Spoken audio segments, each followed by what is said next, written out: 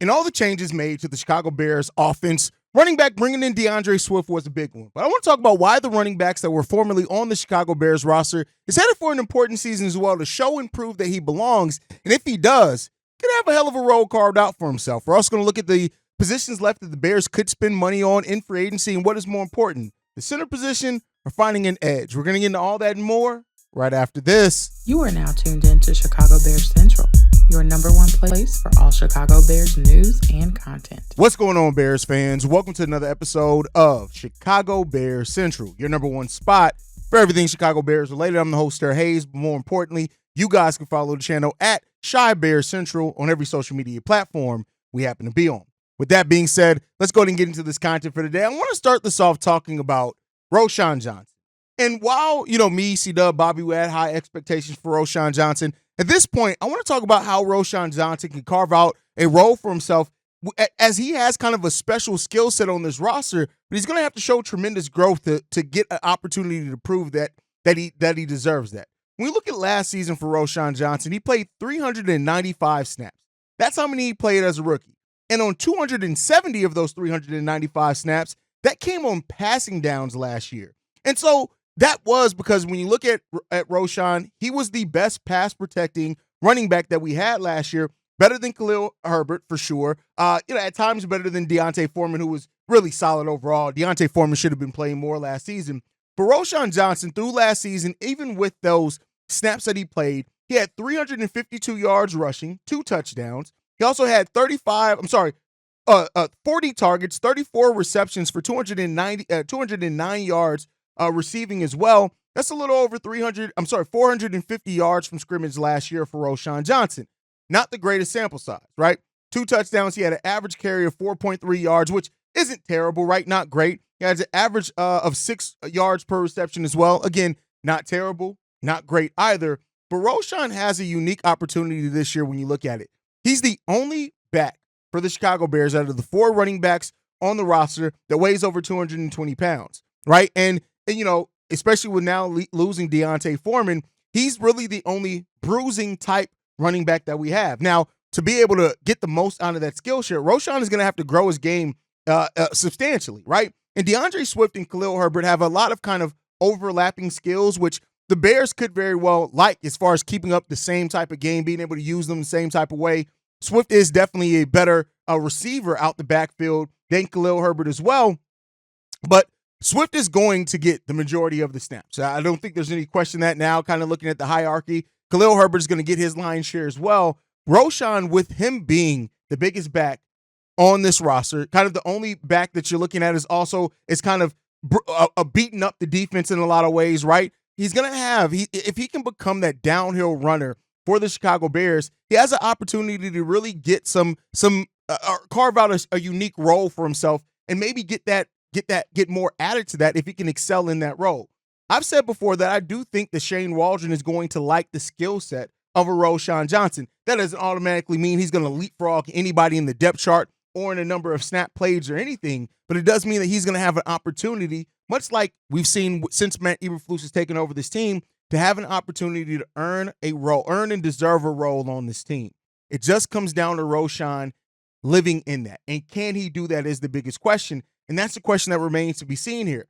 Roshan has skill set. When the Bears got him in the 4th round, it was looked at as a steal, right? And so that's not a negative thing. Roshan has some skills in pass protection, being a bruiser, all those type of things, him catching passes out the backfield as well. Those things all can bode well for him and getting the opportunity in this Bears offense. Then when you add into the fact that, per the episode we did a couple of episodes ago, where I asked if Khalil Herbert has a future with the Chicago Bears, because that question is even there, and it's there as well from the Bears front office. Also, Roshan has an opportunity to show, hey, I can be the second back to DeAndre Swift, who you just locked in long term as well.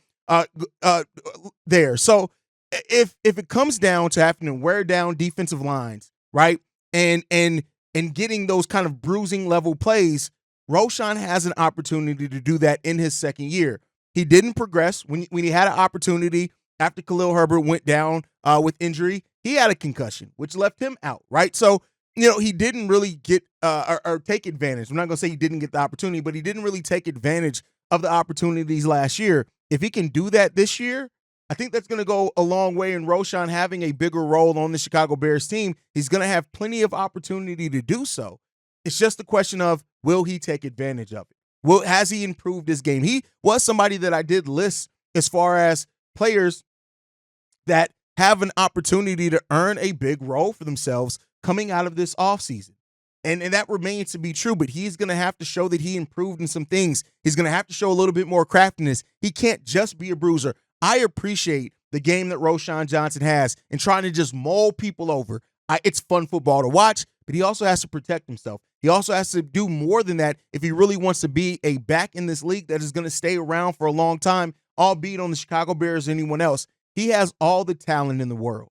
But what we know before is that potential doesn't really do anything, right? It's how you realize that potential. How do you cultivate that potential? And yeah, it's up for the coaching staff as well to put him in the right and proper situations. But Roschon is going to have to really take advantage of every opportunity that he has, especially in training camp, especially in preseason, because as we know, the starters don't play a whole lot in preseason. It's going to give Roshan Johnson some opportunity to just show and prove what he can bring to the Chicago Bears team. And if he can do that and can do it at a high enough level, Roschon does have a special skill set that we've seen. If you can have the combination of the strength and power back and the crafty back in this NFL, it goes a long way. But that's not to say there's been backfields that have two crafty backs as well. So in a league where running backs are kind of always the easiest to replace thing, Roschon is in just his second year in the NFL and with the Chicago Bears, he's going to have to show that he's improved his game quite a bit to really have an opportunity to kind of wow with the Chicago Bears. So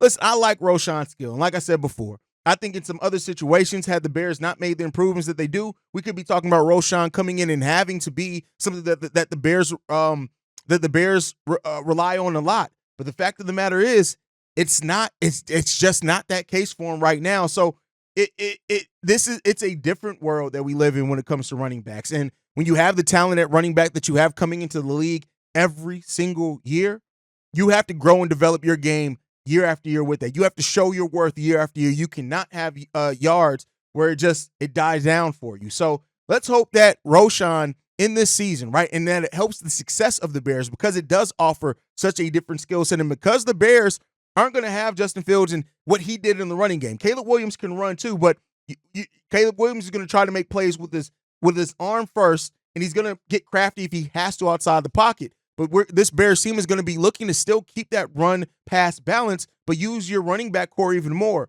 Roschon needs to step up this year, and he needs to show that what he learned from his rookie year and how he's able to adapt that and add that to his game and grow his game as well. And let's see if he can do it. Let me know what you guys think down below as far as Roschon Johnson and his game and how, as I said, I pointed out, he's really the only power back that we have on this roster right now. What do you guys think as far as that? When you look at his makeup, the 6 foot, 225 pounds, right?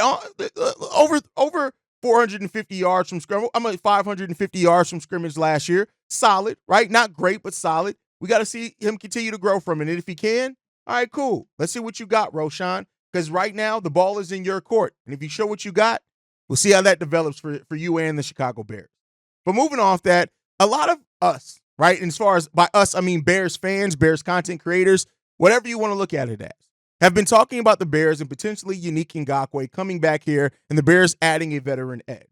And while the Bears have shown us in the last few off seasons that in going through training camp and going through OTAs, hell, even maybe going through the first preseason game, they're going to take a look at they take a look at what they have and then they see if they can supplement that with anything out there in the free agent market, right? And while edge makes a whole hell of a lot of sense, why the Bears could potentially be looking to add a veteran edge in this draft, they're going to give opportunities for Austin Booker to show what he has, right? For DeMarcus Walker to show what he can bring along with Montez Sweat and how confident they are in that. That may determine how they look at those veteran edges in the market or veteran positions. But one position that we all kind of know, and that is the center position, right? And we know we got Ryan Bates, Coleman Shelton that are expected to really compete for that position. But what if the Bears don't feel necessarily as confident about that either, right? And that's kind of where we were last season with the edge position before we brought in Unique, is that we had some young players there,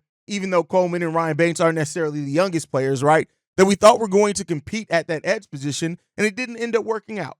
What if the Bears look at Ryan Bates? What if they look at Coleman Shelton? And while they see some talent there as depth positions, they both can play multiple positions on that offensive line. They don't feel as solid as the person snapping the ball to their quarterback on every play. The center is the position that touches the ball first on every single play, regardless if it's pass or run, usually, right? And so because of that, you have to make sure that you have that position right on top of protecting your quarterback. So while it's common thought is the edge position, and I get that. There's more than enough reason why that is and should be the position that we're talking about the most for the Chicago Bears to look to do something with in free agency before the season starts. There's still a center out there that, again, had he been healthy, would have been the not number one, but would have been one of the first offensive linemen signed this offseason. And so with that said, I want to talk about Connor Williams a little bit here still, right? I know this is a guy I talked a lot about in the offseason. Yeah, he's coming off the ACL surgery that he had in December. Right now, his agent said that his client may not sign at the very beginning of free agency, which that did not happen. He's not on a roster yet, right? And so I think that's a little bit of shock right now around some of the pundits, right? That Connor Williams still finds himself without a deal, that a team still has not had taken a chance on him, considering that this is one of the stronger starting centers in the league if he's healthy, right? And the fact is, Connor Williams is still somebody as well who can even play some guard position also. So Connor Williams played guard before with the Dallas Cowboys before he signed with the Miami Dolphins in 2022. So he has position versatility as well, right?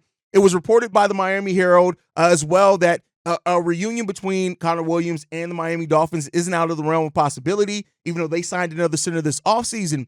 But if the Bears really do look at this offseason and say that they don't feel as confident in their center position as maybe what they thought they were when they made the moves for Ryan Bates and Coleman Shelton, where does that leave him right now? He had a 86.5 Pro FF grade last season and gave up only 1 sack last season as well. And I'll tell you what, depending on what that number may look like for Connor Williams, I'm not against the Bears taking a shot at Connor Williams, even with the injury concerns that he has.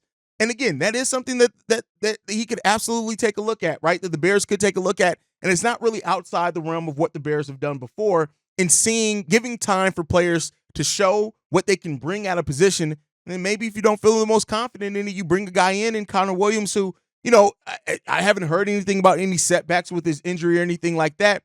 If that confidence is there, that Connor Williams is going to be able to make a return this season, the Bears may want to take a look at him. And that's if he may want to stay in Miami. If Miami offers anything, they may have the first leg up. But the Bears, who still have a little bit of cap space left, could take a look at Connor Williams. And I don't know if that's something that, everybody has necessarily thought about. Maybe this just the injury concerns keeps them far away from him. There's another free agent, though, former Miami Dolphin as well, that is at the edge position, and Emmanuel Ogbah as well, that I really like. Also, I think that if I had to go between Emmanuel and Yannick Ngakoue, yeah, Yannick has been here. Yeah, Yannick's been in the system. Yeah, he looked better playing with Montez Sweat. But Emmanuel Ogbah as well is 30 years old, a little bit older than Yannick Ngakoue, 6'4", 278 pounds. This is a guy who still last season still had 5 sacks, right? Has only had 1 season in his career of only having 1 sack. That's it. And that was in 2022, where he only played 9 games. This guy's typically been healthy for the most part of his NFL career as well, playing 15 games last season. So take that for what you will. So typically, again, if the Bears really do want to bring in a veteran edge as well, because I don't want to overlook talking about that position either. If they want to bring in a veteran edge that's still a free agent, there are options other than Yannick Ngakoue, who also has some problems, when we're talking about in the run game and the focus issues and things like that. Like, Ogbah still is a guy who is still strong, can still get things done. Yeah, he's dealt with some injuries, not a whole hell of a lot of it when it comes down to it. He also had a 13.3 pressure percentage last season, which was a career high for him. The end of the day is that Ogbah is somebody who I would love the Bears to really take a look at. He can add some depth.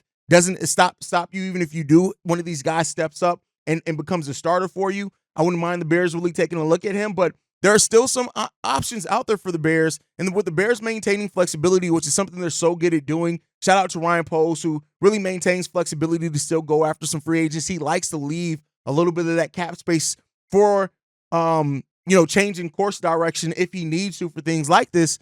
I think it could go well in looking at either one of these guys, if I'm being 100% honest. So a couple of former Dolphins players that could help the Bears at positions of needs. I'm not saying they can get both of them, but one or the other of them. But let me know what you guys think. As much as we've talked about the potential of still bringing in a veteran edge, with having DeMarcus Walker, who's been a solid edge in his career, has had, solid sack seasons, with not playing on the other side of somebody like Montez Sweat, and still versatile, with having Austin Booker there. Would you like to see the Bears kind of more focus on the center position, shoring that up? Or do you feel more confident in that to where you would like to see the Bears go after an edge with the cap space they have remaining if they're going to bring in a veteran option? Let me know what you guys think on all that down below. Make sure you guys are following the show at Shy Bear Central. You can send us any feedback, questions, comments, concerns, ChicagoBearCentral@gmail.com. Lastly, if you want to leave a text message and our voicemail for the mailbag, the number to do so, 773-270. No, I'm sorry. Why do I always want to give the wrong number? 773-242-9336. We are the number one spot for everything Chicago Bears related, thanks to you guys. And like I like to end every episode on, Chi-Town up, but bear down. Love you guys. Peace, y'all. This has been a presentation of the Break Media.